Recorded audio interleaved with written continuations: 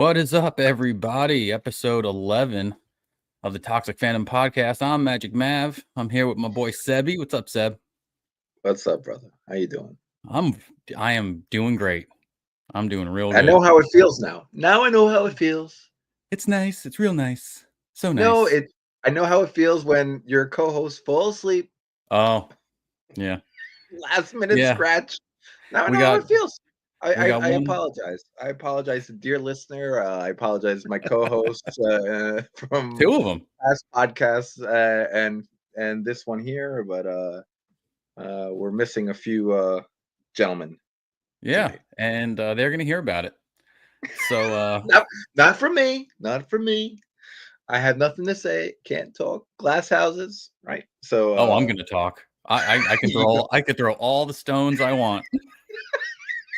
You can huff and puff. You can't blow my house down. Yeah, I But can't do the same. yeah. But Well, hopefully Mike's asleep or nothing. he, Nothing. he better Did you be hear asleep. anything or? I've heard nothing. I Uh, made the mistake of I'm not going to bother anybody today because we all talked last night. We yeah, all yeah, talked last night about it being a better night tonight yeah. for everyone, and I was like, I'm just going to leave people alone and let it happen. And Matt, I'm disappointed in Matt, the little porcelain bitch doll that we have. What happened to the little porcelain doll? Well, he was ready to go last night, and Oh, then all of a sudden he's like, I have a date. oh I was like, yes, ooh, that's true. with Isabel? With a He said lady. no, with a lady of the night. And he decides to tell me this crazy story about how he met this girl on election night in some bar. She's like 29 years old. He's like 24. And he goes home with her and he's doing like the fake friggin' marijuana oils. What do they do? What's that called? THC or whatever? Yes. Okay. I guess that's legal by you guys, I guess. And he's hitting her THC or whatever. And then like he leaves and goes home and she calls him up. She texts him with she's got this friggin' big gash on her arm. She's bleeding. And he's like, wow, you should probably go to the hospital. And she's like, yeah, maybe. And he goes, is anybody with you to take you to the hospital? She goes, well, yeah, my stepmom, but we're not on talking terms. And I was like, Matt, stop right there. I was like, you got a 29-year-old chick and living with her stepmom who she's not talking to you, calling you up, bleeding out of nowhere. You got to stay away from this chick. This chick is trouble. You know, like Yeah. there are so many signs There that are say you so should many red not. flags. That's what Like I a said. I was like, referee throwing flags on the field right now. it's like Bill Belichick, man, on the sideline, just fucking throwing flags. Yeah, yeah. And and he's going through it, and he's like, oh, I'm going out tonight. I'm going out on this date with this chick again. And I was like, dude, do you have any idea how many other parts of people were probably inside this chick, like prior to you hanging out with her last night? Why we should be talking about this first? I said nothing inappropriate. This is a back channel conversation. I don't think young No, that's it. Matthew. That's the dirtiest it's getting. Okay. And I was like, this might be trouble if you continue with this behavior with this chick.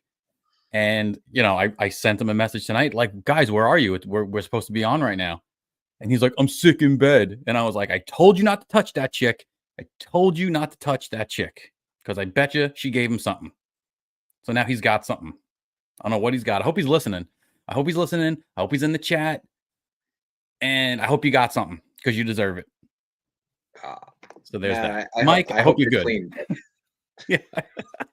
I hope it's curable. I hope like a medication, a topical ointment will fix it.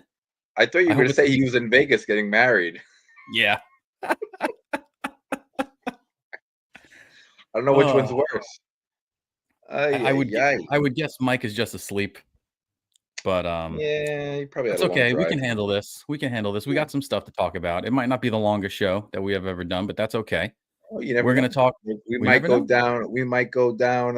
What does he say? A rabbit hole? No. A zig and a zag. No. What does he say? Who's he? The orange buddy. Your orange buddy. My orange buddy. Your orange buddy. Yeah, your orange buddy. What do you say on Rogan? The Oompa Loompas? I'm gonna zig and zag. The weave. The weave. We might go on the weave. Yeah, we're going to weave and have a 3-hour show. You never know. You never know. Mike Hers in the chat. Hey, Mikey. what's up, Ers? How you doing, bud? Tonight's topics or things that we're going to talk about tonight. Our main topic is going to be the new John Williams documentary that was on Disney Plus, or if you don't have Disney Plus, it's on Superbox for free. That's how I watched it. And then, Who doesn't have Disney Plus besides you? besides me, I don't know. I heard a lot of people canceled it. Oh, really? I would like to talk about the last 2 episodes of The Penguin, and of Okay. course, we have some. Mike was supposed to do the news. Right. So Mike said, if we do it tomorrow night, this was last night. Mike said, if we do it tomorrow night, I'll do the news. And I said, great. And then I looked at the Google Drive and I didn't see any news. And I was like, he's not coming tonight. So there are two things that I think we should talk about. Okay. One of them, and let me bring up a picture here. Let me bring up a little picture. Is this little guy. Hear about this guy? Oh, what's his name? That little fella. What was his His name? name is Peanut. His name's Peanut. Peanut. Yeah, let's Oh, see. Peanut. Peanut. I'm going to put a little banner up here. Peanut. If y'all don't know about Peanut, this guy here, this handsome son of a bitch, hate to say it, but this guy's fucking handsome. What can I say? This guy, I think his name is Matt Luongo, I think his name is, or Longo, something like that. Yeah. He owns a animal rescue in New York State. I don't know where in New York. Do you have any idea where in New York it was? I don't think it was in the city. No, it's maybe it's right outside the city, I believe. Yeah. So this guy makes a non-for-profit animal sanctuary where he rescues fucking animals out of the wild. He rescues horses. I think that's the main thing is that he does is rescue horses and gets them back into health and whatever. And just like anybody who is one with nature, you get close to other pets. So down here in the South, I have this friend that's on my daughter's softball team who owns like 10, 15 acres. And she has like a pet deer. Like there's one deer that's on her land that they literally put a collar on so that everyone knows not to shoot the deer because that's their deer. Mm-hmm. And like this deer is friendly with the kids and like they can pet it and it like stays around the house, not in the house, but it's, it kind of, stays around the house. It doesn't really do the other deer stuff. It kind of stays with them. And this guy befriended somehow. I forget. I don't know if he rescued this squirrel. I think the squirrel's mom got hit by a car. If this is what I heard correctly, I don't know how true this is. Mm-hmm. But Peanut's mom got hit by a car or a bus or something like that.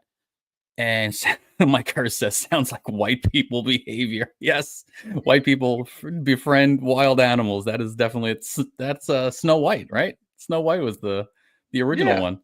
Yeah, like this.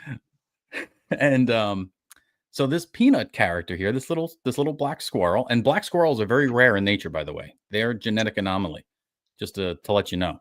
There's quite a few in the Bronx. No, it's a true statement. Stabby. If you go to ding, if you go to Van Cortlandt Park in the Bronx, the reason I know this, in high school I used to run cross country there. We're not talking about on the barbecues, are we? No, in Van Cortlandt Park in the Bronx, not too far from the Bronx Zoo, you will find a lot of black squirrels. Okay? Yeah. That is a fact. Okay? No. The timing of that was perfect. I can't wait to make that a short.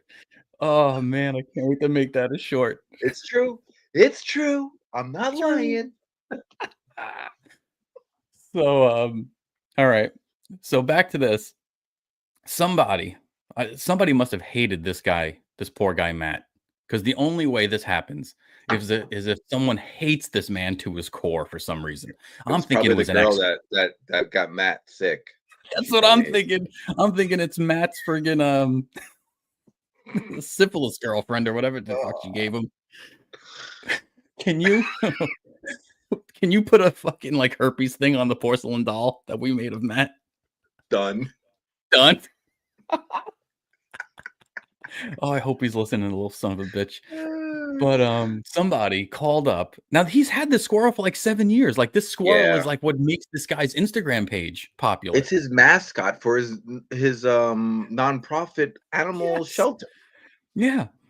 And like someone called up and said, he's not allowed to have this animal as a pet and it could have rabies. And this guy lives on like a farm. He's not near anybody else. This squirrel literally stays in his house. Like he walks in the house and the squirrel's there waiting for him like a dog. Yeah. And they friggin' come to take him. And there was a raccoon too. I think the raccoon's name was Fred. Yeah, they took both. And they took both of them, and the squirrel ends up biting one of the officers that is trying to take the squirrel. As you would, right? Somebody barges into your house and tries to steal you. You're going to kick and scream and bite. Yeah. And for some reason, I don't know why this is the case. In order to check to see if something has rabies, you have to kill it. I guess. So they killed it to test it for rabies. But at that point, why even test it? It's dead. Why test it for rabies? I guess to see if the person that it bit had. Okay, yeah, that makes sense. That makes sense. They would test to see if the person that got bit has rabies.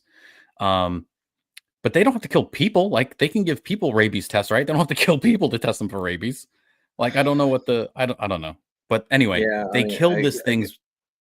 They killed this guy's pet. That's the bottom line here. They killed this guy's fucking pet for no goddamn reason. And this is the worst version of government overreach I've ever heard of in my life. Where this poor guy couldn't just have a fucking squirrel as a pet without one of his friggin' neighbors or ex-girlfriends or whatever ratting him out and killing the damn squirrel. And this guy said there were 5 government agencies going through his house, through his drawers, through his closets, through his paperwork. Yeah, because he handcuffed him and his fiance like outside, and like, it was really. They really said bad. He said he had to have a police escort to go to the bathroom in his own house. Yeah. And they took over a fucking black squirrel. Over a little cute black squirrel. And the memes about this thing are friggin' hysterical. The AI Have you seen some of the memes? Yeah, the AI memes are great. Yeah. I got to see if I can find some good ones. AI memes.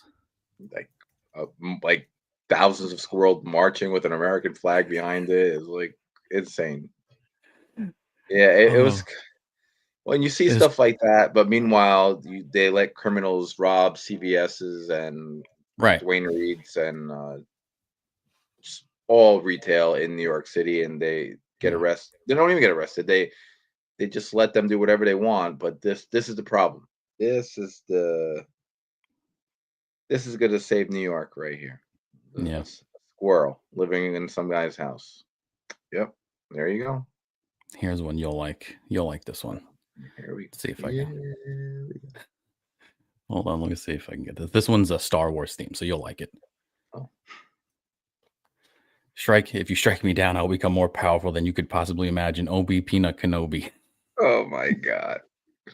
That's a good one. That's I didn't want to get political because there are tons of political ones. Oh my god. Like all of them are political ones. It's crazy. Yeah, they 100% all of them are. Yeah. It was the day before the election day, right? That's what happened. All these AI squirrels got MAGA hats on. Yeah. I think it's insane. But so that was one thing in the news that I wanted to talk about. The other thing, I think it would be wrong for us not to talk about the biggest news thing this year, which was the presidential election. And I don't think we have to, overdo it, but I think it needs to be spoken about. Yeah, we can. I mean, we're adults. We can speak. We're adults, and if have a conversation, we're not going to gloat or anything like that. But here's the presidential map, and it was a pretty substantial victory for Donald J. Trump, the former 45th president, now to be the 47th president of the United States. This didn't exactly go the way that was expected for the Democrats. Some of their what's the deal with friggin' Arizona? Why can't they count votes in like a day? Like, it makes no sense to me. Like, Florida has, let's see, 11 million votes, almost just about 11 million votes. Yeah. Right.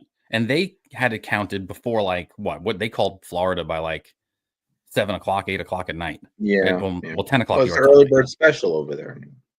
That's true. But Arizona has only right now has almost 3 million votes. So that's 60% less than Florida. and they only have 30% left to go. And it's been 2 days. I don't understand what takes them so long to count the votes. No, it wouldn't even matter. It's not going to change the election or anything. But I wonder what that's all about. And Nevada too. Nevada has 6% to go, and they've been counting for forever. So I don't get it. They're too busy counting cards in Nevada. Yeah, but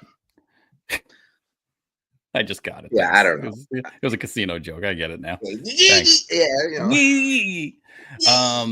people are losing their minds. People are losing their minds. I have a friend that is completely lost the plot. Like he is,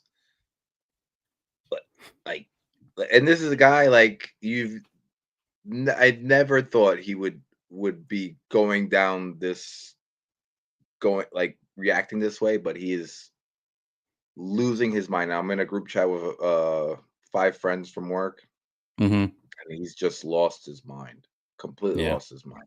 And he lives around the same neighborhood as me, and like I've seen my neighborhood change quite a bit in the last 4 years. Very bad. Yeah. Like I've never voted for a Republican again in my life. I voted against Trump the last 2 times. Mm-hmm. But this time I just I could not just toe the party line and just vote Democrat. But because my neighborhood, there are brothels all over Roosevelt Avenue. Like the crime is just ridiculous. It's just so bad. Like I could not do this again. You got brothels? Yeah, dude. It's Fuck, I missed all the good shit. Go on Instagram and put look up a zombie. I think it's called Zombie New York. Yeah. It's a Instagram page, or Yeah. you can go on YouTube and put brothels Roosevelt Avenue. And Really? it's, dude, insane. It's crazy. 24 hours a day. Zombie All New over York. Roosevelt Avenue. And I'm like, dude, you have a young kid. Like, what are you don't see what's going on here? And he's just no. Wow. Whatever. Yeah. Anyway. I just I've done a good job over the past couple of years of like isolating myself on social media to where like I don't make posts about this stuff anymore. Me like too. on personal pages and stuff like Yeah. that. And if I see someone that posts something that's overly political, I used to engage with that person a lot, and I try not to do that anymore. Same here. So what I started doing was, if I thought, if people have a conversation and they want to have a conversation on the internet, I won't engage like I used to, but I won't get offended by it. But when people go on and say crazy shit in either direction, I'm just like, I'm unfriending you because I don't want to see that, because it gets me enraged, and then I get involved, and then I regret getting involved. So I've done a really good job of like filtering my Facebook page, where I'm not inundated with stuff like that anymore. Because especially during COVID, like I started doing that during COVID, where like I was friends with ex-students, right? Because I used to teach, and I taught for 20 years, and I have lots of ex-students who are in their 20s and 30s at this point. And they're adults and they say some crazy shit. And I'm like, oh, I'm not getting into a fight with a friggin' old student. So, I'm just gonna take you off of here and call it a day. I don't need to be friends with you on Facebook. I'm never gonna see you again. I haven't seen you in 15 years. That's fine. So, like, I've done a good job at that. Yesterday, one of our listeners from the old podcast, I don't know if she listens anymore, had put up a long post. I don't know if you saw it. You're probably friends with her too. She put up a long post about how scared she is and this and that. She worked with books? No, she doesn't work with books. Not that friend. A different friend. Okay. And I was like, you know what? I like this person, and I can see that this person is distressed, and I don't want her to be distressed, right? Because in reality, I feel really bad for the people that have been lied to and have been tricked. Yeah. Like And I don't want to come across like a pompous, like we won, like anything like that. It's not what I'm trying to do here. There are so many people out there that have been so tricked and I'm not laughing at you, I'm laughing at hers. I know. So there's been so many people out there that have been friggin' brainwashed into thinking things because they've been lied to for 8 years and really hardcore lied to for 8 years about Me, I yeah. was like, I ate all that shit up during COVID like it was fucking oatmeal. Like it's And crazy. and this poor girl on Facebook that I'm friends with was legitimately scared, and she wrote it in a way she's like, "Listen, I'm not going to cry about who won, but I'm scared and blah blah blah blah." And I wrote to her and I was like, "Listen, I'm not sure what you're scared about, and I'm not going to pry and I'm not going to dig into why you're scared because that's personal for you. Yeah. But what I would like you to do, and if I challenged her to this, I was like, what I would love for you to do is to get out a piece of paper and write down a list of your fears that's going to happen in the next 4 years, right? And write down I'm scared that this is going to happen, I'm scared that this will happen, I'm scared that this will happen. And revisit it in 4 years and see how many of those things came true. And if they came true, then you have a legitimate gripe, right? You have a legitimate gripe about this guy's an asshole and this guy ruined the country and he's a Hitler or whatever. But I think it would be a good thing for everybody to do, no matter who's president, right? If she got in, I would have done that. I would have written a list saying, I'm scared that she's going to make into law the unrealized gains tax. That was one of my big fears, the realized gains tax. And if it came true in 4 years, then I would have had a legitimate gripe. And if it didn't, there was all bullshit spewed out by the media. So she writes back to me and she's like, that's a good idea. And she's like, I've never told anybody this, but I'm scared that I'm not going to be able to get birth control because I have a syndrome or an illness to where I need birth control so that, and not because to not have a baby, but she needs birth control to kind of regulate her hormones, Yeah.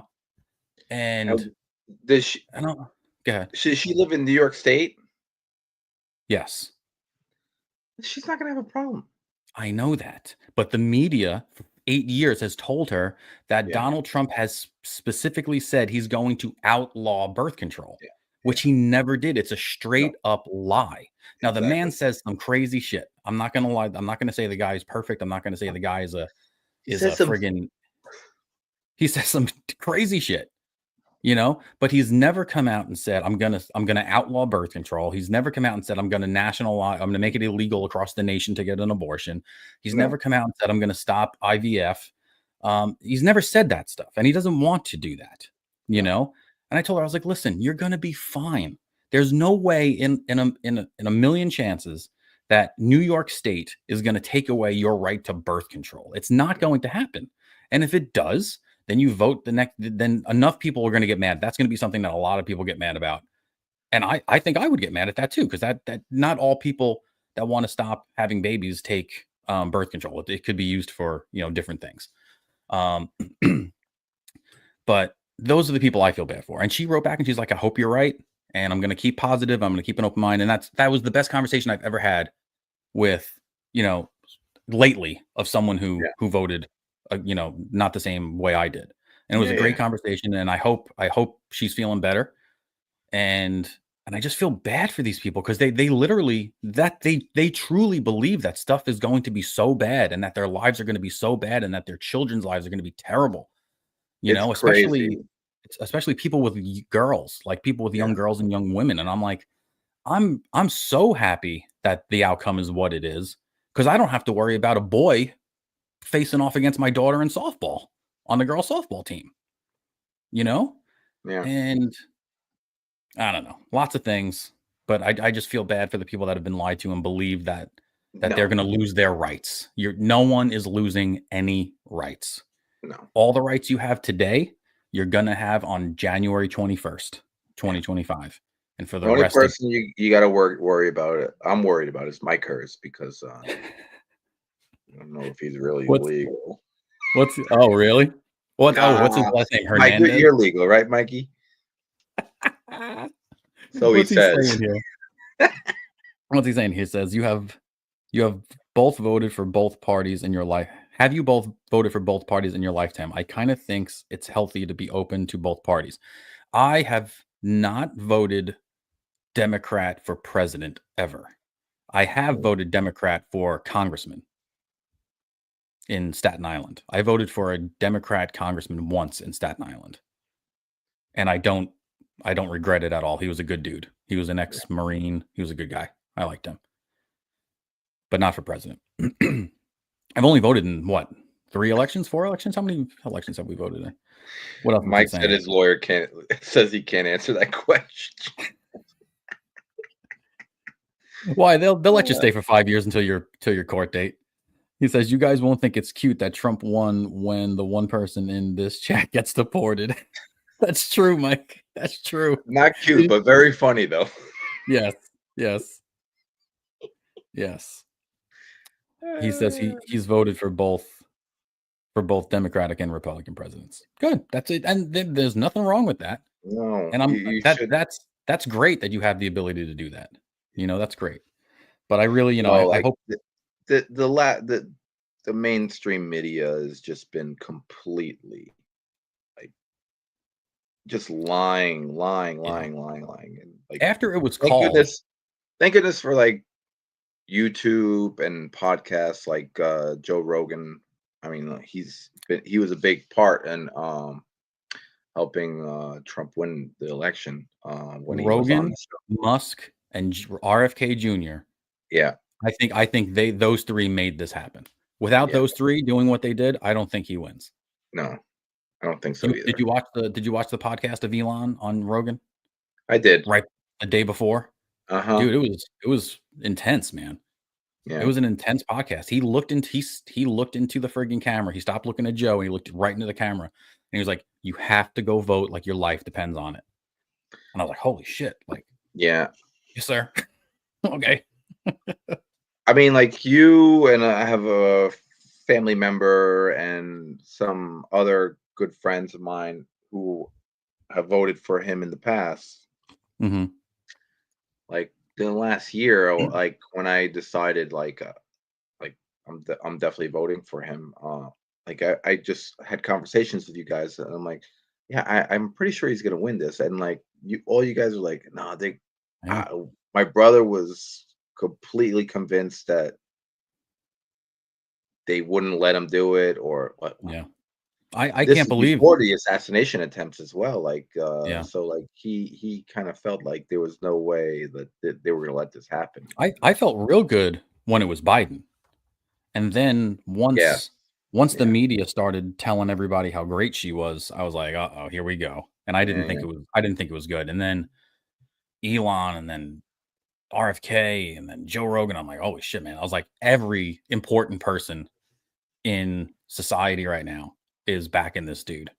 I was like, it's going to be hard to beat that, even with all the celebrity power that she had and stuff like that. But the thing that bothered me was I've said this on the show already, a few times, since the Diddy arrest and stuff, I've been kind of watching a lot of videos and whatnot, seeing what's going on with that, who else is involved.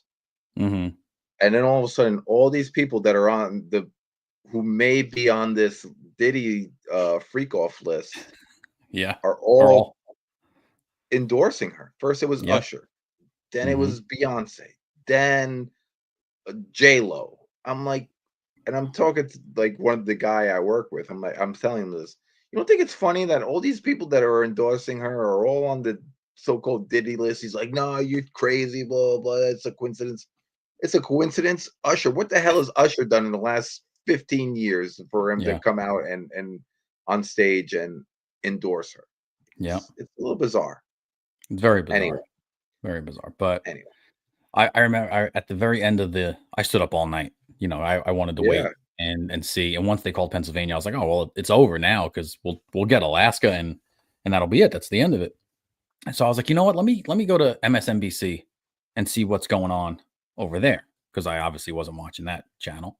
Yeah. And I go over and within 30 seconds, they said 4 lies about the guy. 4 straight up lies. He said he was going to do this. He said he was going to do that. And they were all completely false. I can bring up the videos right now. of him saying the complete opposite of what they said he said. And I was like, this is why they lost. They lost because I don't think people believe them anymore. You know, like, do they not know what a real Nazi is? Do they not know who and what Hitler did? Like, we've already seen the guy in office. He didn't do any of the things that you're saying he was going to do. So, listen, I hope they let the guy do his job. I hope they they don't get in the way of him doing his job. There would be no reason to, because he can't get reelected. You know, like I could see why they did it in the first term. They are saying that he's gonna be a dictator. That he's not going to leave. Office. Yeah, like he didn't leave the first time. He left the first time, and but yeah. So I just hope they don't stand in the way of him actually doing presidential stuff, because he could do some real good for this country, and we could bounce back financially and all that other shit. I'll tell you what though, my fucking Dogecoin went up by like fucking 50%. I made like $1,400 that night just on Dogecoin. You know how much Dogecoin? Did I tell you how much Dogecoin I bought over the past 2 years? I have 10,000 shares of Dogecoin. It's at 20. Right now it's at 20 cents. And I bought it at like 8 cents. Wow. Yeah. And I got some Bitcoin. This shit's going to go through the roof, dude. I'm telling you, buy crypto. Yeah, I know. I got to get into that. I'm banking on Shiba. Did you ever hear of Shiba? Shiba is worth like 1/1,000,000th of a penny. Yeah. It's like 0.000001. Like, that's how much it's worth. I buy $2 of it a day. Okay. Every day I buy $2 worth of Shiba. I have 3.7 million shares of Shiba. If Shiba ever goes up to $1, I'm fucking gone, dude. I'm cashing out and I'm gone. I don't know where I'm going. I'm gonna go into the hills of the Black Hills of Dakota, and I'm gonna spend. Can I be your driver? Yes, you could be my driver. I'll leave everything. I'll be your driver. I'll wear a funny little hat. I'll wear whatever you want. I'll be your driver. I'll call you sir or master. Master. Jesus. You want me to talk to you in a British accent? I'll do it. Anyway, whatever. We got some pop culture stuff, or we are wasting time, or she's wasting time. I got some wasting time. It's not crazy. Do you have a really good wasting time, Seb? Or do you just have average wasting time? Average. I have average too. So let's get it out of the way. Let me bring up the wasting. My stuff I sent you or in there? Or? I do. Okay. You want me to share it now? No. You go yours and then I'll go mine. Okay. All right. So let's see. I got a list here. Okay. Like this. I watched or went to the worst concert that I've ever been to ever in the history of concerts. That's pretty hard. Okay. Now, when you say worst, you mean the band was garbage, or they just played like garbage? Because they played like doozies. You got some Eve 6. They played great. Okay. You got some Eve 6. Yeah. Okay. I love Eve 6. Okay. Yeah, keep going. What else do I got? What other doozies do you have in your back pocket? Shit. What was that other garbage band you liked from the 90s? Oh, 9 days. 9 days. What? 9 days. 9 days? I don't remember that one. Anyway, this is the story of a girl who tried to river and drown the whole world. I hate that song. I love that now, I freaking hate you, because that song is an earworm. Now it's going to be stuck in my head for like weeks. I hate you. Well, I like it. So this is a guy. His name is Sturgill Simpson.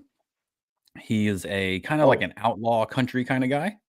Yes, he's like he did an animated album, didn't he? Yes, he did. I love that album. This guy is great. He is fantastic. He's in the same vein as like Zach Bryan. He's in the same vein as like Tyler Childers, or whatever, however you pronounce that dude's name. He sounds very much like Waylon Jennings if you're into like old outlaw country. And I was so he destroyed his vocal cords like 3 years ago, and he had to have surgery, and he thought he was never going to sing again. Right.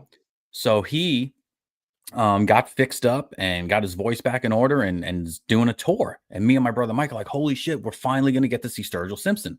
I never got to see him. My brother saw him years ago, and he loved him, but I've never got to see him. And I was like, oh, sweet, I get to see him in Nashville. This is really cool. I got the pre-sale code, and I got the tickets. Amazing. And we go, and it was fucking awful. Like, I couldn't believe how bad the concert was. And not because he sounded bad. He sounded great. His guitar playing was great. His band was great. But he played like a big arena, and I don't think he's arena worthy. I think it would have been way more impactful if he was in a smaller venue like the Ryman, where that only holds maybe like 3,000 or 5,000 people. There was no opening act, which was actually, I was like, oh, great, there's no opening act. It's Friday night. I'm exhausted. I worked all day. I was like, I don't feel like sitting through an hour and a half of some opener that I don't care about. And then I'm going to be more tired for him. But he came out. It was just him. There was like no stage show. There was no like lighting, or no cool lighting or anything like that. He didn't move. He kind of just stood in the middle the whole time, which is kind of his thing. And that's fine. I don't need him to. But he did every song, and he played for like 2.5 hours. Like he was like nonstop. Like, I got to give it to the guy. He worked hard. He worked his ass off. But every song was the same tempo, and he and every song was 3 or 4 minutes longer than it was on the record. And I hate when bands do that. I can't stand when a band takes a song and overextends it and does 5-minute solos and all that shit. I saw Aerosmith 2 or 3 times, and they were horrible every time I saw them, because they would go so good up until the middle of the show, and then Joe Perry would do like a 10-minute solo. And like, Joe Perry's not the greatest guitar player in the world, so like, that's the last guy I want to see doing a 10-minute solo.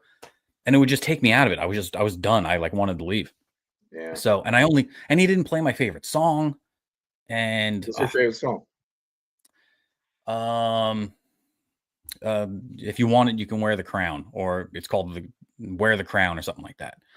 And he didn't play it. It's a real upbeat kind of like Western country tune that is very reminiscent of like, the Dukes of Hazzard type song or something like that. Okay. Real upbeat, twangy shit like that. And he didn't play it. He played all these like slow melodic songs, which were fine. I was just like, I'm just not into this. Like, it was the whole time I was on my phone or talking to my brother. And then we ended up leaving like 20 minutes early. And I was like, I'm done. I'm friggin' tired. I can't listen to the same friggin' rhythm every goddamn song. So I was upset about that. That was one thing. Yeah, I love that. I don't know if you ever listened to or watched that anime album he has, Sound and Fury, I think it is. Yeah. It's one of my I listen to that when I'm driving by myself and I'm like driving upstate or whatever. It's one of my favorite driving albums. Yeah. Upbeat songs, really good music. And if you ever watch the videos, it's amazing anime. It's one of my favorite albums. I found him through Rogan. Really? Yeah, that's how I discovered him. He was on Rogan, and he was talking about this anime album that he made. And then I was like, oh, let me check this out. And it was one of my favorites. And that album is amazing. It was so disappointing. It's like, have you ever been to a concert like that where you're so psyched up about it and it's just terrible, or not? Yeah, I've been to a few. Weezer. Yeah, they were underwhelming, but I still like them. They sound great, but they just stand there and sing. And if you're paying over $100 for a ticket, you gotta do more than just stand there and sing. You gotta work the crowd or whatever. Yeah. And then one of the times I saw Oasis, the second time I saw Oasis at the Garden, I was kind of disappointed. Really? Yeah. Again, sound great, but you're paying that much. I want you to move around a little. But again, that's not their thing. They don't do that. That's not their thing. But yeah, I know. But yeah. But no, I know the feeling. I went to see, so I've only been disappointed like this, like maybe, like I said, Aerosmith, that was one. This Sturgill Simpson was 2. And probably the worst one, the most egregious one, was The Cult, because I love The Cult. And they opened up for Stone Temple Pilots. And I couldn't believe, I was like, wow, I'm seeing Stone Temple Pilots, I'm seeing Bush, and I'm seeing The Cult all in one freaking concert. It was like a dream concert for me. And who opened that show? The Cult. The Cult was the smallest band, and then Bush, and then Stone Temple Pilots, then Bush. Bush was the closing act. Yeah, it was really that was when Stone Temple Pilots had the new guy, like Scott Weiland was dead already. Oh, okay. So they had the guy filling in for him, who was friggin' amazing. They were great. They were my favorite of the night. But the Cult guy, I don't know if his voice was bothering him that night or if he was just drunk or high. He didn't sing any of the songs. He would like word or speak half a line and then just shake a tambourine. Yeah. He must have been wasted. Yeah. What's their favorite song? Their famous song, The Cult. They sing Firewoman. No, that's Danzig. Oh, that's Danzig. Okay. They sing Firewoman. They sing She Sells Sanctuary. Yes. Okay. Now I always get those two bands confused. Yeah. But that was one thing. Then the next thing I have, and this isn't going to take too long, Christmas. So what? So my wife and I used to travel back and forth to New York every Thanksgiving to see my in-laws. Yeah. Well, my mother-in-law passed away over the summer. So we're not going to go back to New York for Thanksgiving because we've had to go to New York 3 times in the past 2 months. Yeah. We had to go up for my mother-in-law's funeral. We had to go up for my sister-in-law's wedding. We had to go up for the sister-in-law's bridal shower or whatever. My wife had to go up with my daughter. So we paid a lot of money in airfare. So we're not going to go to New York. We're going to stay home this year. But normally what we would do before we left for down south, the night of Thanksgiving, we would decorate the tree. That would be our tradition, right? We would come home from my parents or her parents, wherever we spent Thanksgiving that night. We would go home. We would put on National Lampoon's Christmas Vacation, and we would put up the tree. We did that for 15 years, right? Yes, we've been married 14 years, so we've done that for a long time. Once we moved down here and we started going up to New York, we started putting up the decorations the week before we left, because down here you get an entire week off for Thanksgiving break. Not like New York City where you only got off Thursday and Friday and you had the long weekend. Down here you get the entire week. You get Monday through Sunday. It's amazing. So so we would always decorate like we would always go up on a Monday, but we would decorate that Friday, that weekend before. Yeah. So now that we're not going up, we do so much. Like we put up 5 trees. We do all these decorations all over the house. We have garland all over the house and friggin' big giant gifts and fake things and nutcrackers everywhere. We do so much that it's like we don't feel like only having it up for 4 weeks. Like it's too much work to only have up for 4 weeks. I agree. So last year we did it on November 1st. We decorated the entire house, put up 5 trees. I put up all the lights outside on November 1st. This year we did it on Thanksgiving, Halloween night. After the kids, I have this tradition with the kids where we take the candy home, we dump it all out on the living room floor, and we get these big bowls and we separate it into chocolate candy, sugary candy, gummy candy, stuff like that. And we put Garfield Halloween on and we watch it. As soon as they went to bed, I looked at her and she looked at me. We're like, "Get the tree?" She's like, "Yeah, get the tree." So we got the fucking trees out. And I got them all. I got them off the shelves in the garage, and I brought them to the rooms that they go in. I was like, "That's it. I'm done. I'm not doing any more tonight. Like, I'm not putting them up. I'm not decorating them. I just got them. I got them down. They're in here now." Yeah. So the next night, Alana sees all the trees, and she's like, "Oh, can we decorate them?" So I put the main tree up, and we're decorating it. And I have the tree. There's not a single branch left on this tree to put a fucking ornament on. And I look down. You have an amazing ornament collection. I remember when you were still in Staten Island, and we did the pod at your place once. The old pod that shall not be named. Yeah, it's one of the best collections I've ever seen. And like you got like I saw your collection of like ornaments and stuff, and it like lit a fire in me, and I started collecting ornaments. And nice. You're to blame for that. Well, my wife and I would do. We would get the Hallmark. We would become member. We became Hallmark keepsake members, and we would get the catalog, and you would make your pre-order. You would check off all the ones you want, and you would get half of them in June or July, and you would get the other half of them in October, right? So you would make this big order, and I would literally order $600 worth of ornaments every year for 15 years. I never went that far, dear listener. I never went that far. Yeah. Because I would pick up ornaments in June and it would be like $350, and then I'd go pick up ornaments in October, it'd be another $250. I'm like, damn, I spent $500 on Christmas ornaments this year. So I looked down and I this tree is full. I can't put any more ornaments on it. It's done. I have another tree in my kitchen that I used to only put the storyteller ornaments on. Those are the ornaments that plug into the special cable, and if you click it, it talks to all the other ornaments that are in that chain.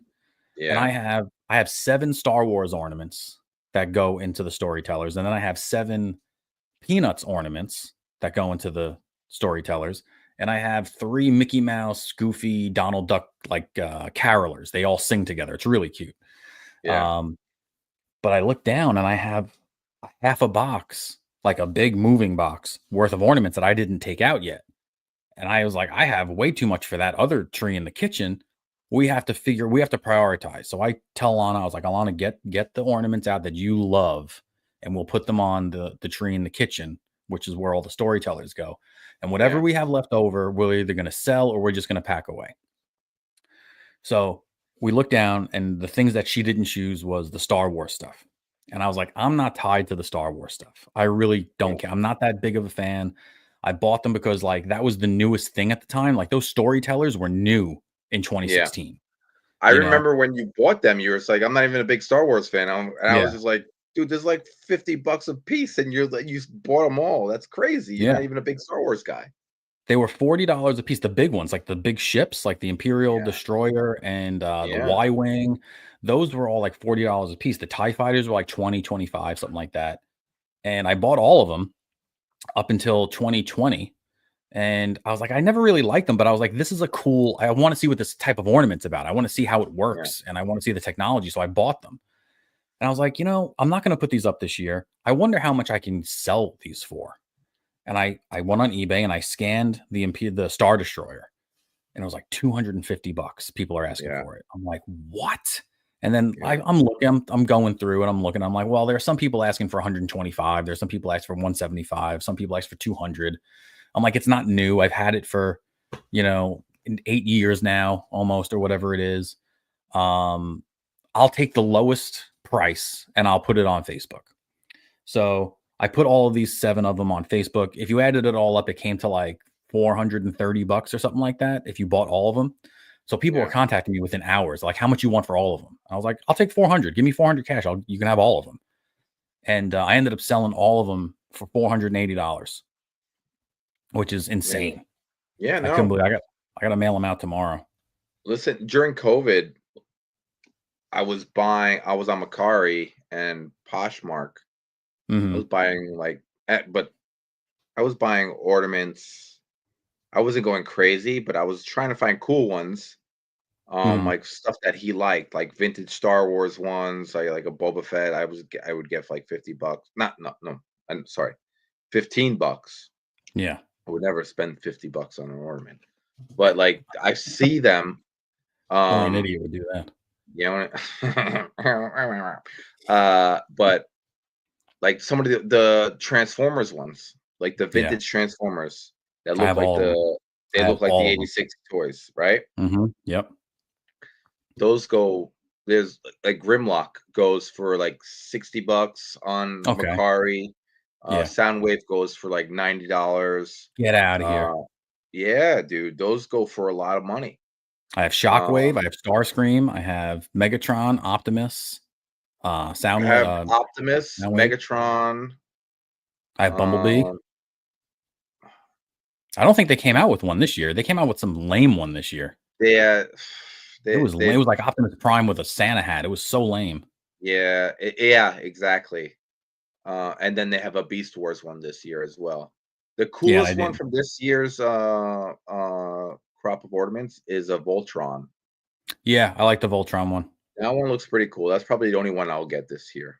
Yeah, if it's not sold out already. Yeah. Oh, there's a cool Ghostbusters one as well of them. It's the building from Ghostbusters 1 and Okay.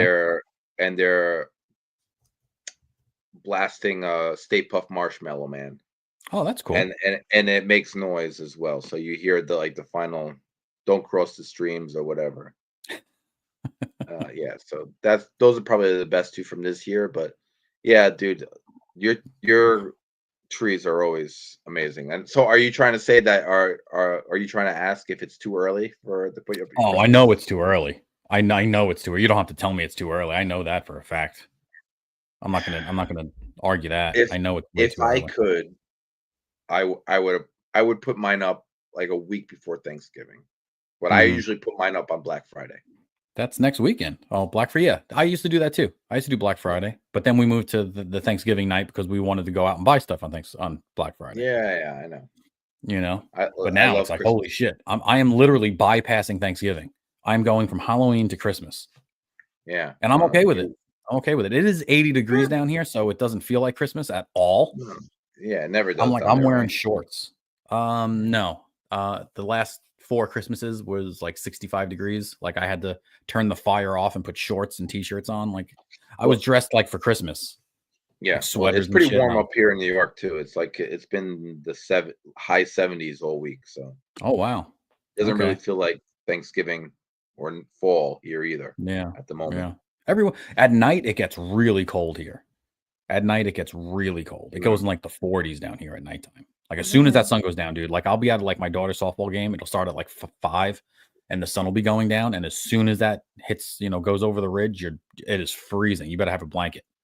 Yeah. It'll go from 80 to 40 in like 20 minutes. It's crazy. But Mm. that's all I got, Sebby. What do you got for wasting time?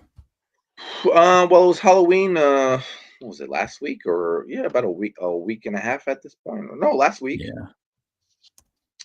It was Halloween last week, and my brother texted me like early September. He's like, "Listen, we're doing him and his kids are gonna do and his wife are Who's doing that? Beetle Juice this year." Hold on. What's up? Sorry. Sorry. Go ahead. So Spoiler alert. I he's like, "Would you want to join and be part of like the theme?" I was like, "Sure, yeah, sure, no problem." So I go to the costume store and I pick out the Bob costume. There were lots of Bobs this year. They were okay. So this was the only Bob that so I wore my son had a Halloween party the week before at his school, and me and a few other dads at his school set up the Halloween like haunted house in the school Yeah. and whatnot.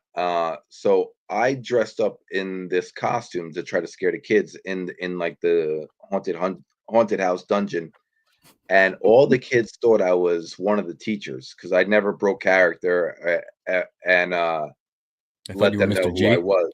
Yeah, they thought I was Mr. G. So all these kids are freaking asking me like, "Oh, can I get how did I do in my class? Blah blah, Mr. G, Mr. G." And I was just playing along the whole time. Yeah. Anyway, but on Halloween at my brother's house, we were in my brother's neighborhood. It's if you ever seen like a Halloween movie from the 90s, like where like thousands of kids are trick or treating or whatnot. That's Of my course. brother's neighborhood. It's just Yeah. filled with kids running around the streets trick or treating. And so we were a big group of like 15 people, and we have like a mini speaker. I'm playing the Beetlejuice uh soundtrack. So like Yeah. we're listening to Banana Boat or whatever the hell that name of the song is. The world like Right. everybody's losing their mind at my costume, like, oh my god, like they're taking pictures with me and whatnot. And then all of a sudden, like midway through the night, I'm walking up this hill and I see another Bob across the street. So my brother's like, look, there's another Bob, and I could barely see out of this stupid costume. So I was like, hold up, watch this. So you ever see Ghosts? Yeah. So you know the "Get Off My Train" bit Yes. part of that movie. So I get in Yes. the street and I yell, "Get off my block!" And I'm like pounding my chest like this. And then the other Bob sees me. He goes in the street and he's going like this, and he's pounding Yeah. his chest. and we start walking towards each other. And can you press play? I don't know if you'll I see sure it. can. I sure can press play. What's up? And then we start hugging each other. And then this little kid. That's great. Look at that's great. There's another Bob. Yeah. Oh no! There's 3 of them. What's happening right now? Holy cow! It was so freaking funny. It was a blast. Look at the Everybody was face. losing their mind. Look at this little girl. Look how happy you made this little girl in the back here. Dude, that was all night. Oh, that's everywhere. Every house. Oh my God. We gotta take a picture. I must have taken at least 100 pictures that night.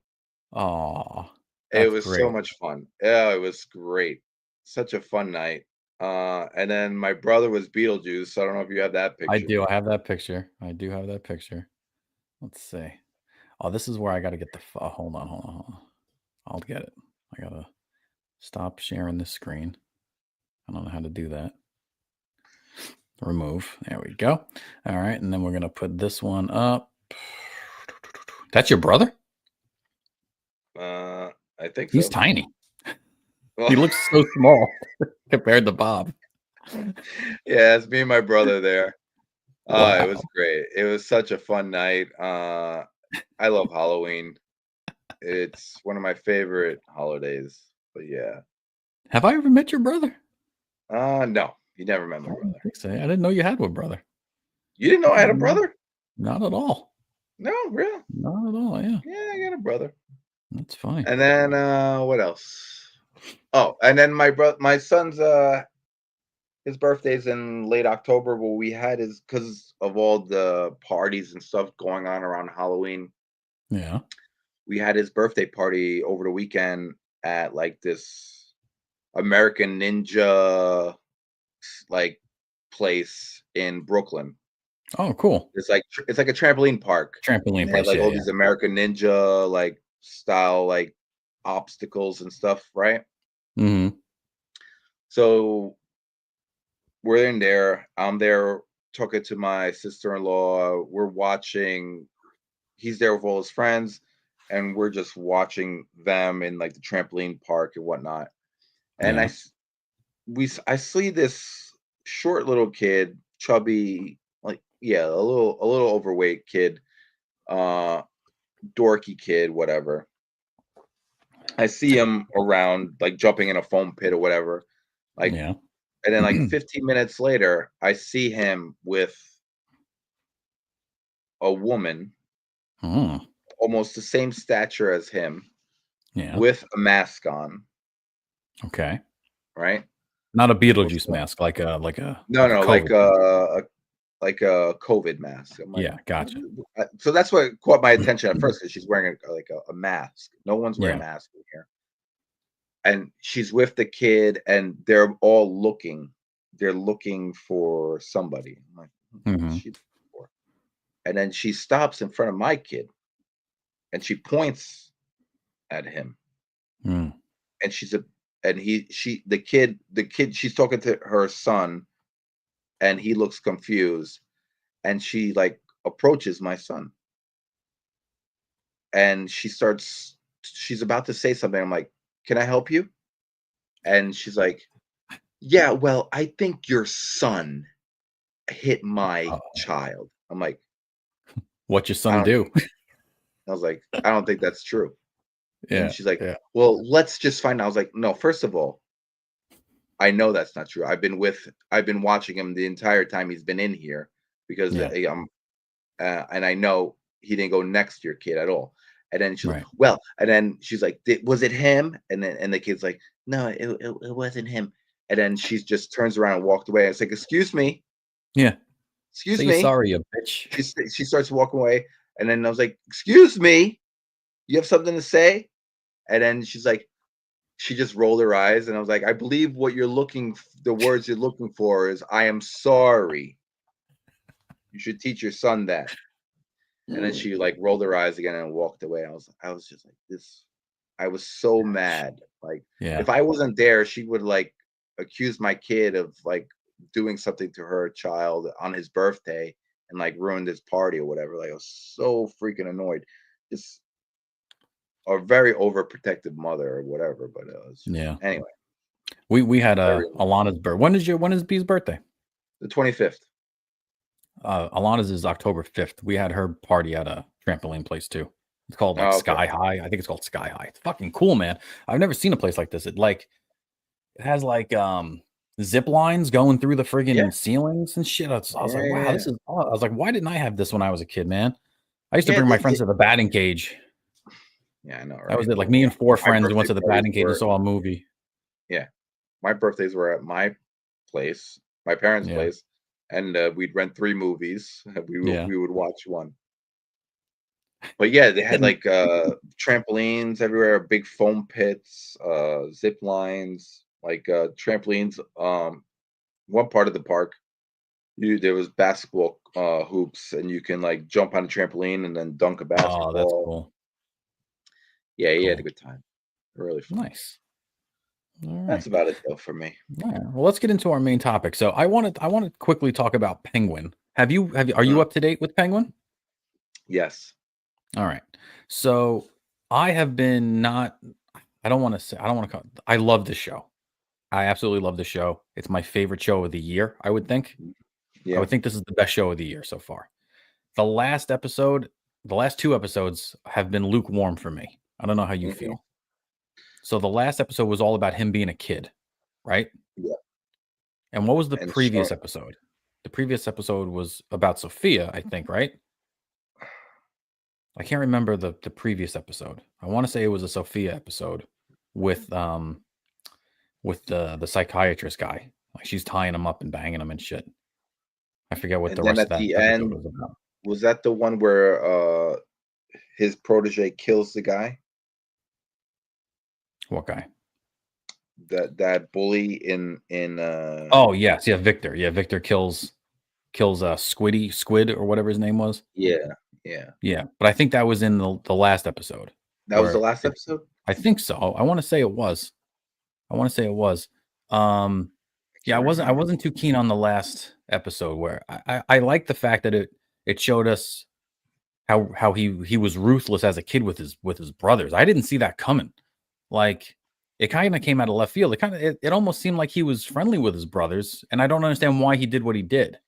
I think he did it because his mother showed him so much attention, or he wanted to be the center of attention to his mother. Yeah. And his brothers were getting in the way of that. But I don't. His brothers, like, because of his disability, his brothers kind of were able to didn't have that, so they could roughhouse and play and run. Right. So he held that against them. He held that against me. It always bothered him that they could do that and he couldn't do that. And I totally get what they were getting at and why they did it. I just don't think they showed you enough of it to justify what he did. Right? Yeah. If they would have shown you through all 7 episodes, like little snippets of his childhood, where his brothers were being mean to him, or his mom said, "I don't want you doing it, I want the other one doing it." But his brothers weren't mean to him, really. They were they would tease him a little, but nothing really bad. That's what I'm saying. Like I don't understand why he would lock them in a fucking in a vault. I think to drown them. He wanted, like in this series, his mother is the be all and end all. That's his everything. Yeah. So I think he wanted his mother all to himself. Yeah, like that's all he wanted to do. He wanted to hang out with his mother, and watch movies and whatnot. Yeah. So no, I totally get the point of it. I just don't think they did a good job of showing it. That's all I'm saying. I could see that, but it's all. I understood where I got it. I understand why they didn't put too much, because it's only 7 episodes, 8 episodes. Yeah, but that's a big thing though. Like to kill your brothers. Like, I need more justification of that. Like I said, I get it. I totally understand, his motives, I guess. But I think, even just a little flashback, a 5-second flashback in a couple of other episodes would have done it for me. But do you think he did it on purpose? Of course he did. I don't think he meant for them to die in there. Because he said, "Good luck finding a way out." Right? Yeah. I think I think he thought they could find a way out of there or something. I don't think he did it Yeah. purposely to kill them. And he kept looking back at the door to see if they were going to come in. Yeah. Like when he was sitting on the couch with his mom, he kept looking back over his shoulder, like, "Are they coming in yet? Are they coming in yet?" Yeah. So I Oh, think he has yeah, regret in his life for it happening, but yeah, I don't think he purposely meant to kill them. I think it was an yeah, accident. yeah. That's an And interesting he take on probably, it. yeah. I don't think he meant for that to happen. I Yeah, thought it was an fu, figure your own way out of there. I think he thought they could find a way out of there, and yeah. for it to flood that much, Mm-hmm. because when they went down there, there was Nothing. this much Yeah, water on the bottom. I yeah. don't think he thought it was going to fill up and flood all the way where they would drown like that, Right, right. just because Still, closing still, that door. right. Still a Because great closing show. that door, that doesn't really make sense, right? Because that Hmm. door was closed. There was not much water flowing Right. into that hole from that. If anything, I thought that less water would go in there. Yeah, yeah. That's true too. Yeah. But still a good show. But it's just the Yeah. last 2 episodes haven't been as good as the previous 5, I would Yeah. say. The first 5 episodes are fucking awesome. I think The last 2 were okay. this last episode, Batman has to show up. I mean, they blew a whole freaking crater Oh, into that's right. they Yeah. blew a whole block up. So Batman Mhm, if everything on right now has been kind of low key under the radar, a few mhm. mobsters get killed, but they Yeah, blew up a whole city street down in the I don't know what is it called, the Narrows? No, that was the other Batman universe. yeah. I don't know what they're Um, calling this, but he in the kills poor Sal powder town. Maroni. He kills Sal Maroni, right? So now it's just him Yes. and Sophia. It's him versus Sophia now, Well, and Sal she Maroni had killed. a heart attack. He didn't kill him. Well, I mean, he gave him the heart attack. Yeah, but He was when he pissed. died of the heart attack, he he had to talk to him and make it seem like he killed him, right? Yeah, yeah, yeah, And then he yeah. shot him after. It's like, because I think he he really didn't beat him in that fight. The No. dude had a heart attack, and that's how we got the Yeah, upper hand. yeah, So I yeah. think he's upset about that as well. Like, Mhm. he didn't kill him. This guy had a heart attack, so, like, He didn't that's what want him made to him. die. He wanted to keep fighting him. He was like, "Don't no, you don't do this. Don't do this. Get up." Yeah, It was yeah, yeah, great. yeah, That was good. That was a good scene. Yeah, but she blows up his whole headquarters, and yeah. it puts a sinkhole in the middle of Gotham. Yeah, Batman Like, has to show up now. you think? What's gonna I be don't his know, excuse man. why he doesn't show up? That's too He's out much. That's washing his too much. tights. He's home washing his tights. I don't know. Yeah, I mean, that's a pretty big cliffhanger. That's a Yeah, really big cliffhanger. I mean, that's not just a personal thing between Penguin and Sophia or Sal and Penguin. This is something that affected the entire yeah, city. yeah, The power grids are going to be all fucked up, and traffic's going to be all fucked up. It could be like, if people think maybe it's a terrorist attack. Who knows? yeah. But He has to show up. If he doesn't show up in this last episode now, yeah. I'm gonna be a little disappointed. Well, I think next week we should do a Penguin finale episode. I think that should be the Yeah. topic of next week. Mhm. Because I'm excited. This is, like I said, this was my favorite TV show of the year by far. I really can't think of another show off the top of my head that I liked this much. And really couldn't wait to see the next episode of every week. Yeah. So that brings us to our last thing that we're going to talk about today, which is the new John Williams documentary on Disney Plus or Superbox, if you happen to have it. I don't know if it was on Hulu, because I know Hulu is owned by Disney, so it might be on there as well. Is there like an official title? Is it called like The Music of John Williams or something like that?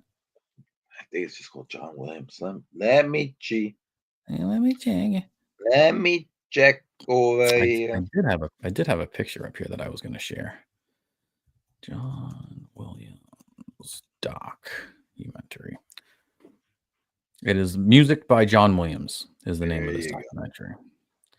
So what you think? I just finished watching it maybe a couple hours ago, right before we got on the show. Yeah. What you think of it? It's kind of crazy how much music he's created in our lives. Mhm. And all these amazing movies that we've loved and watched growing up, Mhm. that he's had a part in creating some amazing cinematic moments. Yeah. It's astonishing how much he's been a part of that. Oh yeah. This is like this documentary made me happy and sad all at the same time because this is a special talent, Mhm. right? And there used to be a lot of people like him in Hollywood back in the day, right? There were Yeah. a lot of brilliant people, and we didn't necessarily look at them as all brilliant because there were a lot of them, right? Mhm. And now we only have a couple of them left, right? We only have one Spielberg left and a Scorsese and a John Williams. Who else do we have? Like Spielberg was a big part of this documentary because he worked with John Williams on every movie Mhm. that he ever made. Yeah. And like you look at the stuff that Spielberg has made with the movies that he's made, and you're like, holy shit, like half my childhood I can dedicate to Steven Spielberg, you know? Mhm. Um, and like they're all like this guy's in his 90s, like John Williams in his 90s. This guy's not going to be around much longer. Steven Nope. Spielberg is probably in his 70s or 80s. He's not going to be around much longer. Like, who is the next generation of genius and brilliant creative mind? And I don't know if we have one. It's not James Gunn. It ain't J.J. Abrams, who's all over this all over this documentary. Yeah. Like, I, They were I was pushing so him like crazy in this. and I was so sad to be like, damn, like we're not gonna have this in 10 years. Steven Spielberg will probably be dead. Or this guy will definitely be dead in 10 years. I mean, he looks phenomenal and he has his wits about him. John Williams. Like I couldn't believe how like lucid and with it he was for a 90-something-year-old man. But Mhm. I don't think these guys are gonna last another decade or two. Definitely not John Williams. John Williams will be dead within the next 10 years. I don't think he's gonna live to 100 or 110. I hope he does. I really do. I hope he does. I hope he gives us more amazing music. So that's the sad part of this. That was the sad part, and that's just the negative me looking at this in a negative light, saying we're there. There's nothing in the future for us to look forward to. All right. Yeah. The happy part of this documentary for me was I got the chills every time one of the themes came on that he wrote. Mhm. Right? They play the Star Wars themes, and I'm not a big Star Wars guy, but it's nostalgic and it brings me back, and it reminds you of a happy moment in a movie or a happy moment in your childhood. They play the Jurassic Park theme. They play the Jaws theme. They play the Harry E.T. Potter theme, the E.T. theme. And then they show things that he's done that I didn't know he did, right? I didn't know he had any part in the Olympic song. Like the dude, like the NBC Olympics, News. NBC News, the Olympic song to me, like that is like I'm a very big Olympics fan. Ever since I Yeah. was a little kid, I was obsessed with the Olympics. Hey, Billy Judd's here. What's up, bud? Welcome Hey, in. Billy. Good to see you. You got to get here an hour early every week, man. We need you in the chat earlier. But thanks for joining us. We Thank you, do Billy. appreciate you being here. But that Olympic song, like that gives me the chills every time I hear it every Okay, winter and so summer. you didn't know it was him, but Nope. after listening to it, Sounds a it lot like has other his things. Yeah, signature all sure. over it. All over it. Yeah. All over it. And a lot of his stuff does, right? A lot of his Yeah. stuff sounds like Indiana Jones and Superman. Mhm. And, like and I didn't know he did Home Alone. Home Alone is very unique, Yeah. and every time they played a song, I would get chills. And it's 2 hours of that. It's 2 hours of hearing this guy's songs, 2 hours of hearing this guy's brilliance, and 2 hours of people singing his praises. And if you like John Williams and you like his songs, you're gonna absolutely love the documentary. There was a point where I was a little bored and I was like, wow, this is long. And my wife Yeah. was looking at me, she's like, this is long. And I hit pause to see how much time was left, and there was a half an hour left. Yeah. I was like, I don't know if I can do this, but I Towards waited. the last 20 minutes, I think he's talking about like it's almost like a retreat somewhere up in around Massachusetts. Yeah. And some of the best musicians in the world go there. Yeah. And that was showing like a concert that he does at the end right now. The concert at the end was at the Hollywood Bowl, which I was like, I want to go to this. This looks like a fun friggin' show, man. With all the lightsabers and stuff. Yeah. That looked like a fun show. It wasn't like a bunch of stuck up, orchestra people. Like I've been to those shows too. Yeah, one of the parts that I found very interesting was after I did Star Wars and everything, the Boston Philharmonic, the Boston Pops. The Boston, yeah, he became like the maestro of the Boston Pops, right? Yeah. I guess that's a big I guess it's a big deal, right? Yeah. But the musicians didn't respect him because they thought of film music scores as lowbrow as compared to like classical, like Mozart and everything like that. And he quit. He quit because they didn't focus and they didn't respect him. Yeah. But then they came back together and they reconciled their differences and whatnot. But I found that part very interesting. Like there was a little hate on what he, like, quote unquote, real like classical trained musicians didn't respect his body of work because it was for film. I thought that was amazing. Billy asked a question here. He says, "Was he better than Hans Zimmer?" Now I got to be honest. I'm not up on what Hans Zimmer has done. So let me take a look at Hans Zimmer. Songs or whatever. Let's see. Hans Zimmer. He's worked on Interstellar, The Pacific, Inception, Dune, Dunkirk, Kung Fu Panda, Dark Knight, Batman vs Superman, Batman Begins, Sherlock Holmes, Pirates of the Caribbean. Okay. I'm gonna say that. Who did Robin Hood, Prince of Thieves? Because that's one of my favorite scores. I always thought it was John Williams, but it's not him. Let me see. I know Bryan Adams did the soundtrack. We all know that. Michael Kamen. He's had a few. Orchestrated and conducted by American composer Michael Kamen. I think he has a few other good movies. Let me look him up. Yeah, look him up. See what he's done. Songs. Band of Brothers, Robin Hood, Prince of Thieves, Die Hard, Brazil, Lethal Weapon, Don Juan of DeMarco, X-Men, Iron Giant, The Dead Zone. I don't think anybody can touch Mr. Holland's Opus. No one can touch John Williams. No. I mean, we just looked up those two guys, and I don't think any one of these, as good as these guys are, I don't think they can. No. They come close to Williams.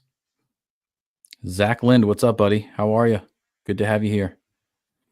So one of the questions that I wanted to ask you was, or actually, before I get to that question, there was you brought up the one point that you thought was really interesting about the documentary. There was one point that I thought was really super interesting, is when he was talking about the Close Encounters of the Third Kind 5-note piece. Yes. Right.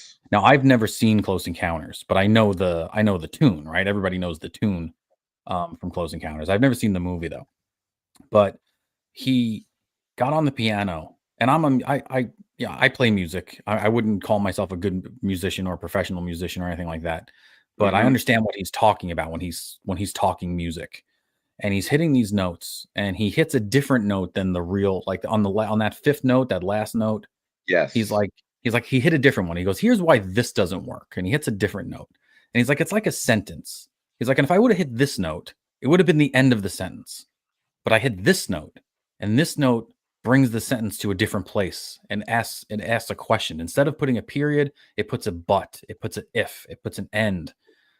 not END and AND at the end of the sentence, and it makes you think. It makes you go somewhere else. And I was like, holy shit, that makes so much sense. He was literally using music as language, which was That's what so cool. I thought. That was.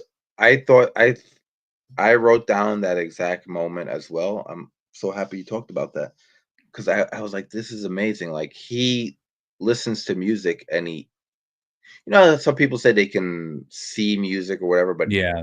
he listens to music, and he can talk through music, through notes. I thought that was amazing. I thought that was so freaking cool. Because that was awesome. he said, like, oh yeah, this is like a sentence and a question at the end of a sentence. This last note here. Yeah. I thought that was so freaking cool. Yeah, that was by far that. I was like, I have to remember that. Make sure you remember that. Make sure you remember that, because I got to talk about it on the podcast. And Steven Spielberg is like a little fanboy of John Williams. Like, he was like, he's smitten with him. I love how he's wearing Wrangler jeans. Like, he shows up to his office and gives him a hug, and he's wearing like $40 Wrangler jeans, like Steven Spielberg. Like, that dude could be wearing, $1,000 pair of jeans, but he's wearing $40 Wranglers. I love it. So what is your favorite score? Like, if you had to pick out of all of those scores that he's done, that was in that movie, in that documentary, which are your favorite? And I'll give you two. Two? You can choose two. Because I thought about this already. I know my answer. You can pick two. Listener, tell us in the comments which is your favorite John Williams score. And while he's thinking, subscribe and hit that bell. Tell a friend about the show. It's so hard because they're all amazing. They're all amazing. One has to be, I don't know if you're going to agree with me on this. Okay. Because I listen to this every year around this time. Home Alone. That's my number two. Yeah. I love it. That's my number two. And I like it even more because I didn't know he did it. I didn't know he did it.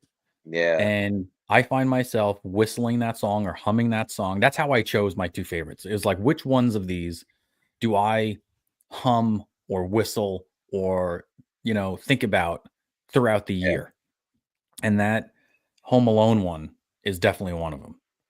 And it's so much. I love it so much because it's so much different than the rest of it. A lot of his stuff sounds the same, right? And not in a bad way. I'm not saying that's a bad thing, but like his E.T. and his Superman and his Raiders of the Lost Ark, they have very similar keys to them. You could tell. You could tell the signature. It has his signature on it. But the Christmas stuff is different because he leans on different instruments. And he said it in the documentary. He's like, I leaned on flutes and harps and chimes and bells because it's Christmas and those are Christmas instruments. And it's Christmas, but it's not like any other Christmas you've ever heard before. But when you hear it, you know who it is. You know it. You know what time of year it is. Yeah. Okay, so that's one. And that's my one. So we both have one there. What's another one? What's you like this? Like I think of Home Alone as like a seasonal one, right? But then there has to be one that's yearly, like that stands out above all the others. It's hard. It's good. Oh my god, it's so difficult because they're all so good. But mine's you want to know mine? Yeah, mine's Jurassic Park. Okay, that's Jurassic. Great. It comes from a lot of places. Michael Crichton is one of my favorite fiction writers, so I love the story. I'm a science guy, and that's a science movie, right? It's based in the basis of it is in science. It's it's fantastical, but it's based in science, and that all of his scores, in my opinion, are actual characters. Yes, of the movies, right? Like the Jaws score. Oh, that score is almost more important than the fucking shark. Yeah. Well, that score is the character, right? Because you don't see him because they had so many mechanical issues with that shark. Yeah. So that score was Jaws. That was and so shark. simple and so simple. And him But, like talking about how he created that was amazing as well. Like, I think the first what did they say? Like, Spielberg wanted it to sound a little bit more menacing or more like yes. Yeah. shrieking, Shrieking, yeah. shrieking, and he was like, "No, They this called is gonna them add they like a called them temp heartbeat." tracks, right? They had temp Yeah, tracks. And what the producers would do is they would take music and they would put it behind the movie and show it to the composer yeah, and just to give you an idea. And a lot of times people didn't like that because it would make you think in a certain way instead of letting you be creative. uh-huh, And he had a temp track from another John Williams movie that was like a horror movie kind of thing or a yes. thriller. What was And it? It was, I forget the name of it. It was it looking was it like wasn't a movie I've ever heard of. Um, it was like one of those 70s movies, B yeah, movies that I never heard of. But that was interesting. But the reason why Jurassic Park is number one for me over like Star Wars or Indiana Jones would probably be a close second, right? Um, Jaws has that one like shark theme, but in between the rest of that is very like just regular orchestral kind of upbeaty kind of things. And you wouldn't necessarily know it was Jaws, right? There are other songs in there that aren't Jaws. With yeah, Star Wars, every song is a Star Wars song. Like as soon as you hear it, doesn't matter if it's Leia's theme or if it's Yoda's theme or if it's the Imperial March or if it's whatever, it's a Star Wars song. And that's mhm, how I feel about Jurassic Park. Like there are like 3 or 4 different themes in that movie that all are like you can see as soon as you hear it, we're going through the gate, or yeah, that the raptors are coming, or you know what I mean? And or they're getting away in the helicopter at the end. It's just so good. So Jurassic Park, and that's like my number 2 movie of all time. So it makes yeah. a lot of sense. It makes a lot of sense. It's a tough one for me. It's Yo, BX Gunner's here. BX, how you doing, brother? And Billy just says Um, they filmed the shark eating the kid Alex, but they didn't want to reveal the shark early. Oh, okay. Alex was one of the friends in the boat, I think, right? yeah. Yeah. But go ahead. I would have to go with Star Wars because of what it means to me and Yeah, my I son. would My assume son that. loves Star Wars.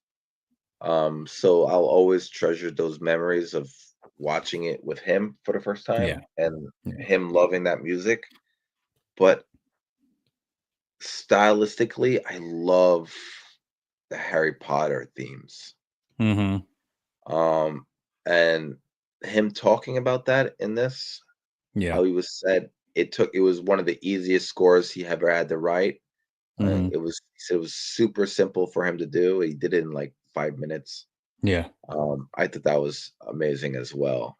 I thought it was interesting how he went about with sequels, how he didn't wanna do sequels unless he had to, but he did Yeah, them because he didn't want other people to fuck it up, yeah. essentially.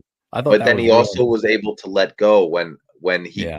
was very busy with his other works that he Yeah. couldn't do like the fourth or fifth ones. So he let that go and he trusted the next person to do it. Yeah. Yeah, but it would have to be Star Wars, like the Imperial March, um, the Jedi theme, Luke and Leia's theme, like Yoda's theme, like just iconic, iconic music. Yeah, I have that on vinyl. I have the double vinyl from Oh, really? '78. Yeah, from 90 I have the original vinyl from, like, All right. You got 1978. Disco Star Wars as well on that album? Do I have what? The, you ever heard the Disco Star Wars Oh, music? no, no, I don't have that one. I don't have that one, but I do have the original score. I bought it off some guy who was selling all his records on Craigslist. He wanted $100 for this box, and I was like, "Yeah, I'll give you $100 for the box." And there was Top Gun in there. It was Back to the Future. There was Star Wars, Kiss Alive, Yeah. Tom Petty. I had 3 Beatle albums. I was like, "This is the best $100 I ever spent." Oh, look what BX says. Beverly Hills Cop music. That's a good one. Do, do, do, do, do, do, do, do, do, He do, didn't. do. John Williams didn't do that, did he? No, I don't think he did. No, I don't think so. That would be good though. What? So in the chat, BX Gunner and Billy, if you're still there, and Zach, what are your favorite John Williams scores? We'd love to hear what you guys think about John Williams scores. Yeah. Um, E.T. is amazing too. I only know the one song. That's the only one I know. But that's so and iconic. I haven't seen ET in probably 30 years. Yeah, me too. I listen. I Billy tried to Judd says watch Home it. Alone. Billy Judd says Home Alone. We Yeah, both agree with you, Billy. yeah, that's amazing. I So think that good. one holds a special place in people's hearts because we all watch it around this time of year, Yeah. and it brings you back to your childhood. So Back to the Future. I don't think think Back to the I did. Future, John Williams. But yeah, who wrote Back to the Future? That's all. That's all. What's his face? It is Alan Silvestri. Mm. Alan Silvestri and Chris Hayes. Da, da, da, Oh, it's great. Yeah. I think Indiana Jones is probably my second after That's a good one. after Jurassic Park. Yeah, that's I love amazing that. as well. Yeah. How about Short Round making an appearance and still sounding like Short Round I after know. 35 years? Like he still I sounds like said Short Round. the same thing. I was like, he sounds exactly. I He looks love amazing, John by the way. Williams. I love John Williams so much. I was like, wow, he didn't like Americanize at all. He's No, still a little Short Round. I Good love for him. him. He And he has looks his own amazing theme. too. How old is he He, now? He's like almost. He's got to be 50 oh, plus. jeez. No. I'm literally typing in how old is Short Round because I don't know this guy's name. How Oh old my is Short Round? Short Round, the character played by Ke Huy Quan in Indiana Jones, was 12 years old in 1984. Okay. So if he was 12 in 1984, add 12 to our age. So he's like 55, 54. Yeah, he's in his 50. He looks great. Yeah. Hey, it looks good. Well, 50 is the new 40. That's what I'm telling myself. All right. Dr. Yeah. Jones.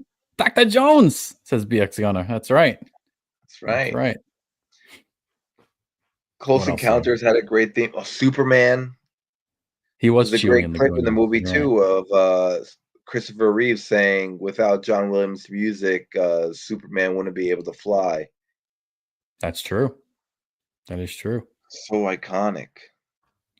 People in the chat give because we are coming up on the end of what we have to talk about. So ask us some stuff if you want us to keep going. I don't mind staying, but you got to ask us some stuff because we are out of material for the most part here. We have gotten through everything we wanted to get through. Oh wow, so he did the Tintin score as well. That's pretty good. You love Tintin. I love Tintin. I mean, that movie wasn't very good. If anybody doesn't know what Tintin is, it's a Belgium comic book from like the 30s and whatnot. But if you want good Tintin, you can read the comics, or HBO had an animated series in the 90s, which is amazing. Really, really good.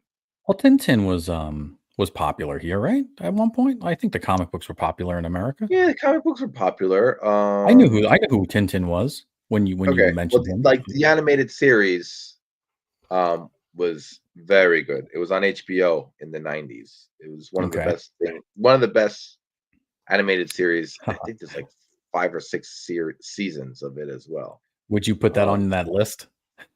Yeah. Well, that list was only superheroes, though. That list was only superheroes. I know. You want to do it? I can bring it up now if you want. We can do it. Oh, you want to do it now? Or you want to do it a whole episode on it? I don't know. Whatever you want. Maybe we'll just tease do a whole episode on it, I guess. We'll do that in next week or something. Billy just says, why Rick Moranis return in the new Ghostbusters? Why didn't Rick Moranis return in the new Ghostbusters? He retired from acting after his wife passed away years ago. He wanted to focus on raising his children. So he retired from acting. You got questions. We got fucking answers. How do you like that? I love Rick Moranis. He's a good guy. And one of my favorite things in the world is Rick Moranis when he was on Second City. Mm-hmm. He does this bit where he plays Michael McDonald, who sang backup on a Christopher Cross song. So Michael McDowell in that song, he just has one line. It's the name of the song is Long Way to Go or something like that. Yeah. And it's it's one of my favorite like yacht rock songs of all time. And that means But a like, lot. so in the beginning, because Rick Moranis is driving, it's like Cadillac convertible through LA, and you see him, he's driving, and then he gets to a studio, and then you hear the whole time this song by Christopher Cross is playing, and then he walks into the studio, and then it's his part, and he just runs into the studio and he sings his one line, he belts it out, and then it's just one line, and then he gets out of the studio, and then he's talking to the engineer, and then he's like, "Oh, you got to sing it again," and he runs back into it again, and he sings that one line. It's one of my favorite bits of like kind of like Second City or SNL. I Yeah. love Rick Moranis. He's a genius. Little Giants, great movie from the '90s. Really good guy. Honey, I Shrunk the Kids. Right. Yeah, I love him. He's a good guy. He actually got punched out by some crazy homeless guy a few years ago in New York City. Really? Yeah, it was caught on camera too. He was walking on the Upper West Side, and some maniac just whacked him in the face and kept walking. Oh, that sucks. Yeah, I love Mick Moranis. Mick Moranis. Mick Moranis? Yeah, I know. Sorry. If you've been wondering what I've been drinking all night, what are you drinking over there? My friend brewed some beer. My friend. A few weeks ago. It's like 10%. Yeah. And I'm starting to feel the effects of it right now. Oh, goody for you. Yeah, that's why Rick Moranis turned into Rick. BX Gunner says SNL is about to be off the hook. What do you mean by that, BX Gunner? Oh, they're gonna go off the hook. They're gonna go full. Oh, with the election? Yeah. You think they'll get Shane Gillis back? They're gonna go all in on Trump. Billy just says he rocked in Little Shop of Horrors. He definitely did. Rick Moranis. Love Little Shop of Horrors. Great movie. That's a movie I haven't watched in a long time. It used to be on Channel 11 like every month. Yes. They would put Little Shop of Horrors on Channel 11. And I haven't seen that in a long time. Feed me. Yeah. And the chick was hot. Who did the voice of the plant? The plant? Yeah. Let's find out. Let's see. Any guesses in the chat? Any guesses? Cast. The guy who played Skeletor. I have his autograph. Can't remember his name, but I have his autograph. Rick Moranis played Seymour. Ellen Green played Audrey. What's the name of the plant? Does the plant have a name? Because Steve Martin is listed on here. Steve Martin played the dentist. He played the dentist. First customer, dental nurse, Ronette Chiffon. What's the name of the plant? Chinese florist. Okay, hold on. Let's. I gotta figure this out. Little Shop of Horrors, plant voice. How about that? Who did the voice? The voice of Audrey. That was the name of the plant. Audrey the Second. So. The voice of Audrey the Second, the alien plant in the 1986 film Little Shop of Horrors, was provided by Levi Stubbs. Stubbs was an actor and the lead singer of the Motown group, the Four Tops. Oh, wow. Yeah, Levi Stubbs of the Four Tops. Feed me. Oh, what I wanted to say was... Oh, yeah, look at Billy said it in the chat like 30 minutes ago. Audrey too. Levi Stubbs. Look at Billy. You we got questions, you got answers. Very nice. And even James Gunner says Audrey too. Oh, wow. Look at that. All right. Got some Little Shop super fans over here. In the John Williams, did you know that his son is the lead singer for Toto? Did you know that? I almost died. We're talking about Toto on the John Williams documentary.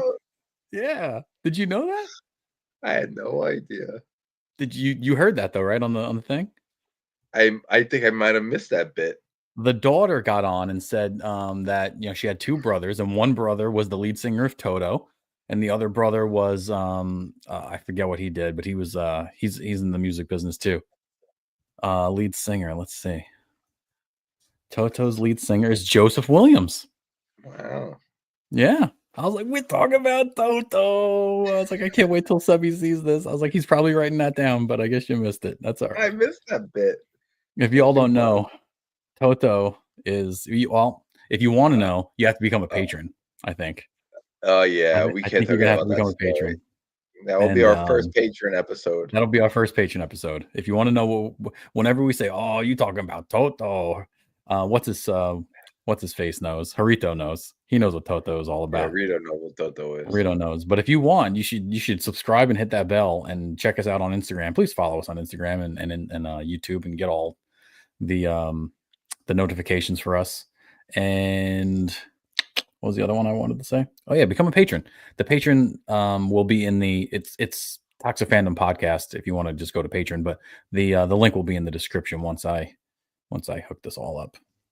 But it's there, and you'll get a sticker, and you'll get an extra half an hour of content. Much to Mike's chagrin, you will get another half an hour of content from the boys, and it's like unfiltered. The boys, like, you have no idea how more unfiltered I can get. What you're seeing is so filtered. It's extra filtered, Steve. Mav. I don't know if you want to see this. Well, if you like Toto, you'll like the patron episodes. I would love to get back to patron episodes, but you for $1. Everyone's got $1 a month. Just do it. Help us pay for StreamYard. It's expensive these days. Hopefully it'll go down in January. Hopefully the prices go down, but I don't see it happening. But I think that's going to do it for us tonight, boys and girls. Oh, boys. We don't have many girls here. Man, no girls. We don't have much. You scared them away. You scared all the Toto away. Well, for Matt, I hope Matt's STD clears up. Oh, Billy, now we have another live viewer. Every time I sign off, or every time I say go, I don't know. We got another one. I see the numbers going up here. I don't know who it is. Who's in the chat? Get in there. Say your name. Maybe it's Matt. Maybe it's Matt's girlfriend. It ain't Matt. Matt's girlfriend is drunk or high on something. But BX Gunner says he'll have a listen back. That's good. Thank you, Gunner. I appreciate that. Go listen from the beginning. If you're not into politics, you might not like the beginning of the show, but hopefully you have an open mind and you're okay. We didn't say anything bad. We didn't. And it's in my thumbnail. The thumbnail has the donkey and the elephant there. So you know we're going to talk about it. It's in the title too. It's in the news. It is. It's in the news, and it's not that long. We didn't say anything wrong. Be open-minded about it. If you disagree with anything we said, we're good people. You're a good person. Yeah. Relax. Let's just talk, okay? Yeah. No reason to get upset. No reason for it to get Western. But that's an old school one out there, right there. It is. That's an inside. That's inside baseball. Inside baseball. That's old school too. That's old school too, baby. Let's do it. Oh man. I wish we could play those old ones. Maybe that could be a thing on Patreon. You could pay and get old Patreon episodes. You still have them? I have. If I can get the anus like rebooted, I'll have access to all 50 Patreon episodes. Oh my god. If you don't know what the anus is, that's another inside joke. I bought an Asus laptop to do this podcast on back in the day, and it was the most fickle laptop ever bought. If I didn't have it plugged in exactly the right way, it would turn off. So instead of calling, you also had a lot on that No, I did not. I had a whole nother laptop for that. Oh, had a whole different laptop. Hard drive. I more than one. Terabytes. But this is stuff you would learn if you were a patron. And Mike called my Asus laptop the anus, which was pretty appropriate because it didn't work all that great every now and then. What's the BX Gunner says? I'm a Puerto Rican from the Bronx. I'm the definition of cool. I hope so. You are. Did you get upset by Tony Hinchcliffe's joke? Just wondering, just asking a Puerto Rican. Right? Because he said a Puerto Rican joke and everybody got their panties in a bunch. He also says, Gunner says, I grew up on raunchy yo mama jokes in the NYC education system. I can take jokes. That's good. Not at all. He says he wasn't offended. BX is a good guy. BX is a good one. Yeah, good. So's hers and Billy. They're all good ones. Yeah. There was a guy on here. I think it was the last time me and you did a show by ourselves. I can't remember his name, but he was talking. Oh no, it was me and Mike. It was just me and Mike. That was the day you fell asleep. Yeah. There was a guy on here. I can't remember his name, but he was talking to us all night. Him and Billy were talking to us all night. This kid was telling us stories. He was telling us where he lived and the freaking stores he went to. It was great, and we've never seen him again since. Right. And I think he subscribed, but he hasn't been in the chat since. So maybe I hope he comes back. No, it wasn't you. It wasn't you. This guy had stories.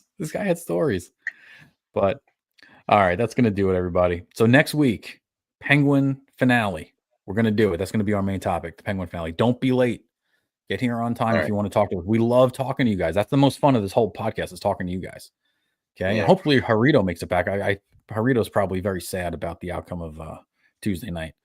But hopefully he'll get over it and he'll come back and listen to us and we'll have a good time. All right, everybody. Peace out. See you guys later. Good night, boys.